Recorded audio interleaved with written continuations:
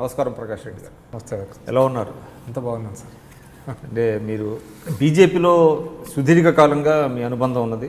అంటే ఏబీవీపీ నుంచి బహుశా మీ ప్రస్థానం స్టార్ట్ అయినట్టుంది. అంటే ఇటీవల వాజ్పేయి గారి మరణం నేను అనుకోవటం బహుశా మీ బోటి వాళ్ళని చాలా కలిచివేసే అంశం. అంటే మీరే కాదు, దేశవ్యాప్తంగా కూడా అనుకోండి. మీ ఇంప్రెషన్స్ ఏంటి అసలు?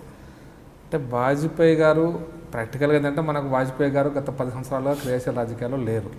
అది కొంతవరకు మనకు అంటే రాజకీయమైనటువంటి ట్రాన్స్ఫార్మేషన్ జరిగిందని నేనైతే అనుకోవడం లేదు. అంటే రాజకీయ మార్పు వాజ్పేయి సడన్గా జరిగింటే అది వేరే విషయం. అంటే ఒక శూన్యత ఏమీ ఉండదు అనేది, శూన్యత అనేది ఉండదు. రాజకీయాల్లో మార్పు ఆ మాత్రం అడ్జస్ట్మెంట్ అవుతుంది. దీన్ని మనం అర్థం చేసుకుంటున్నప్పుడు అంటే వాజ్పేయి గారు తీసుకున్నటువంటి నిర్ణయాలు కానీ, వారు భారతీయ జనతా పార్టీ కోసం కానీ, జనసంఘం కోసం కానీ, ఇంకా అట్లా పడితే సిద్ధాంతం కోసం వారు ఒక 60 సంవత్సరాల పాటు, నాకు తెలిసి 40, 60, 70 సంవత్సరాలు, 60 సంవత్సరాల పాటు క్రియాశీలంగా వారు సంఘ ప్రచారకగా, తర్వాత జనసంఘ వ్యవస్థాపకుడి యొక్క సహాయకుడిగా, దీన్ దయాళ్ జీకి అనుచరుడిగా, ఆ తర్వాత సొంతంగా నిర్ణయాలు తీసుకునే పరిస్థితి.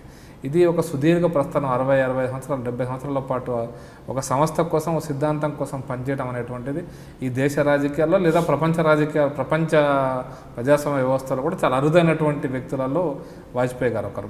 వారిని మనం చూస్తుంటే అనిపిస్తుంటారు చాలాసార్లు. నేను ప్రత్యక్షంగా 2-3 సార్లు మాత్రమే వారితో ఇంటరాక్షన్ కావడం. హైదరాబాద్ వచ్చిన సందర్భంగా ఒకసారి అయితే నేను ఒక 5 నిమిషాలు వారితో నడుచుకుంటూ, వాళ్ళని ఒక రిసీవ్ చేసుకుని నడుచుకుంటూ తీసుకుపోయిన పరిస్థితి.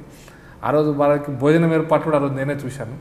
వారు చాలా మృదు స్వభావంగా మాట్లాడడంలో కూడా ఎక్కడ కూడా ఎవరితో మాట్లాడకుండా పలానా వారితో ఫోటో దిగాలంటే లేవు, ఐసార్ లేవు అనే అంత ఒక భావజాలంతో మాట్లాడిన వ్యక్తి. మాట్లాడుతున్నప్పుడు అన్ని కూడా ఫ్రేజ్ ఫామ్లో, ఒక సెటైరిక్ ఫామ్లో ఆన్సర్ చెప్తాడు. నాకు గుర్తుంది ఆ రోజు ఉమాభారతి గారు యువమోర్చా ప్రెసిడెంట్గా నేను వ్యవస్థ చూస్తున్నాను హైదరాబాద్లో 97లో. ఆయన మాజీ ప్రధానిగా 13 ప్రధానిగా వచ్చినప్పుడు యువమోర్చా కార్యక్రమంకి వెళ్ళి ప్రధానమంత్రి అటల్జీ పహలీ బార్ ఆయా అన్నాడు. ఆమె అన్నది అనగానే ఆయన ఇమ్మీడియట్గా ఆ పహలీ బార్ బులాయా అన్నాడు. ఓకే, ఇంత స్పష్టంగా, ఇంతకంటే వేరే ఒక పదం కూడా ఆయన వాడలే. అంటే అంత నేను అంటే ఒకటి అడుగుతాండి ఈ సందర్భంగా. నేను కూడా పత్రికల్లో చదివినప్పుడు నేను కూడా విలేకరిగా ఉండేవాడిని.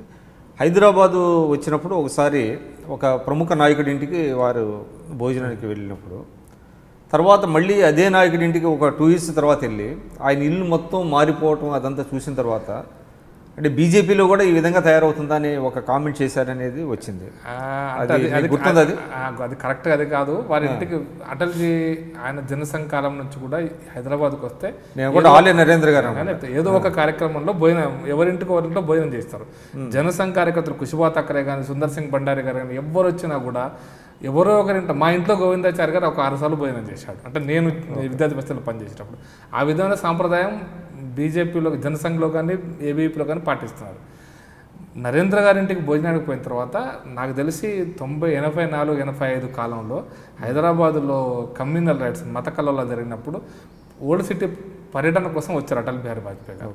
ఓల్డ్ సిటీ పర్యటన కోసం వచ్చిన సందర్భంగా రెండోసారి నరేంద్ర గారి ఇంటికి వెళ్ళినప్పుడు, అంతకుముందు చిన్న ఇల్లు ఉండే కదా, పెద్ద ఇల్లు అయింది కదా, బోత్ కమాయా బోత్ బడియా హై అని ఒక సటైరిక్గా ఒక స్టేట్మెంట్ ఇచ్చాడు.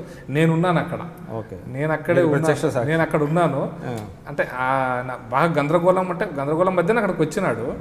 వచ్చినప్పుడు తిరుగుతూ అంటే ఓల్డ్ సిటీ మొత్తం పర్యటన చేసి గౌలీపూర్ ఏరియాలో వాళ్ళ ఇంటికి వచ్చినప్పుడు ఆ చిన్న మాట బోత్ మెహనత్ కరే హుంగా అని అన్నాడు. అంటే అంత సునిశ్చితమైనటువంటి పరిశీలన ఆయనకి ఉంది అని చెప్పడం అంతే ఉంటుంది. సునిశ్చితంగా పరిశీలించడంలో ప్రాబబ్లీ అటల్ బిహారీ వాజ్పేయి గారికి మించిన వాళ్ళు ఈ రోజు దేశ రాజకీయాలలో ఎవరు లేరు. బాగా గుర్తు, అది ఒక బాక్స్ ఐటమ్ కింద ఒకటే పదం, బోత్ కమాయ్ అన్న పదం కాదు, బోత్ మెహనత్ కరే అని అంటే తన కొంత సెటైరిక్గా అన్న పదాన్ని ఆయన ఆ రోజు చర్చనీయాంశం. నేనున్నాను అంటే ఓల్డ్ సిటీ పర్యటన సందర్భంగా నేను అక్కడ అంటే వాజ్పేయి గారి ఓల్డ్ సిటీ నేను Malakpet old city ABP incharge కూడా పనిచేశాను కాబట్టి నాకున్న అనుబంధంతో ఓల్డ్ సిటీ కమ్యూనల్ ఇష్యూలో ఆ సందర్భంగా వచ్చినప్పుడు ఆయన అన్నమాట నాకు బాగా గుర్తుంది కూడా. 84, 85 జరిగినటువంటి మత కల్లోల సందర్భంగా ఆయన పర్యటనలో అక్కడ నరేంద్ర గారింటికి వెళ్ళాడు. ఆ సందర్భంగా మాటలు ఇవి.